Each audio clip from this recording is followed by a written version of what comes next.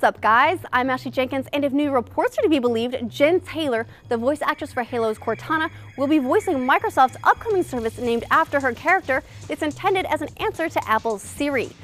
This service has been rumored since last year when a test build of the app was discovered on a Windows phone that featured an early operating system build. Now, it looks like that service will go into beta for US Windows Phone developers in April and will roll out later in the year for the Bing app on iPhone for those who want to make Siri jealous. Reportedly, Microsoft will also bring Cortana home, extending the functionality to Xbox One and Windows sometime next year. Though she may be best known as the voice of Cortana, Taylor also voices several other well-known video game characters, including Left 4 Dead's Zoe, several heroes in Dota 2, the Peach, Toad, and Toadette characters in Nintendo's Mario games, and not to brag or anything, but she also provides the narration for our own Rooster Teeth animated series, RWBY. And since we mentioned Dota 2, this might be a good time to note that in 2013, Valve has paid $10.2 million in revenue sharing to in-game item creators for Dota 2 and Team Fortress 2. This service allows community contributors to submit original modeled items to be used in games via Steam Workshop, which players then buy using money from their Steam wallets, and the creators earn a percentage of the transaction revenue the items generate. In Dota 2, these community-created items take the form of equipment, announcers, interface skins, ability effects, and more, which players can buy to customize their game experience. In Team Fortress 2, players can purchase items like hats, weapons, and action items. When Valve launched the service back in 2010, they paid out $590,000 to 63 creators for sales across 106 different items.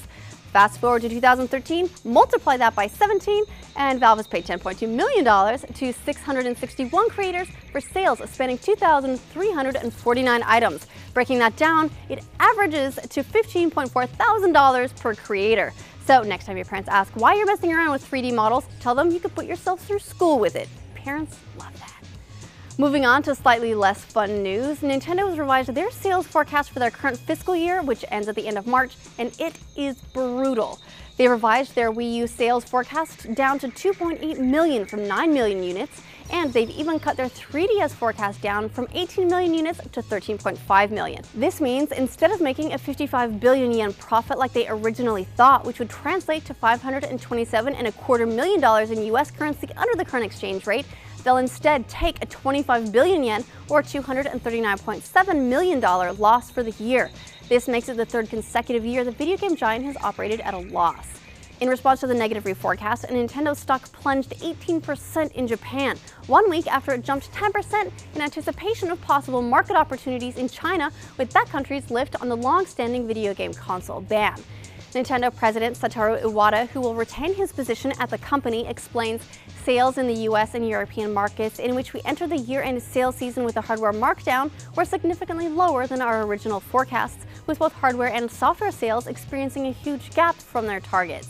Earlier in 2013, Nintendo acknowledged that the lack of major first-party games for the console was responsible for its poor launch window performance and hoped that the release of Pikmin 3, The Legend of Zelda Wind Waker HD, and Super Mario 3D World would be enough to turn it around. And it did, a bit, but not enough to meet Nintendo's expectations. The company declined to release specific US sales numbers for December, but NPD analyst Liam Callahan did offer that December was the best month yet for Wii U in terms of unit sales. Perhaps more surprising is Nintendo's failure to meet sales expectations for 3DS. The handheld was the #1 selling console in both the US and UK, but is still performing 25% shy of its original target. Nintendo will release their next big first-party software title, Donkey Kong Country Tropical Freeze, on February 21st, which should help them with their end-of-the-year numbers. And their next fiscal year will see the release of Mario Kart 8, Super Smash Bros., and reportedly the Hyrule Warriors, Legend of Zelda, and Dynasty Warriors mashup, all of which should go some way to shoring up their software library and creating a more compelling reason to invest in the console. And that's the news for today. Have you sold in-game items via Steam for a profit, or are you considering it now that Valve has shared how much money you could make doing so? Let us know in the comments below. Then check out roosterteeth.com over the weekend for a new RT Life for the funsies.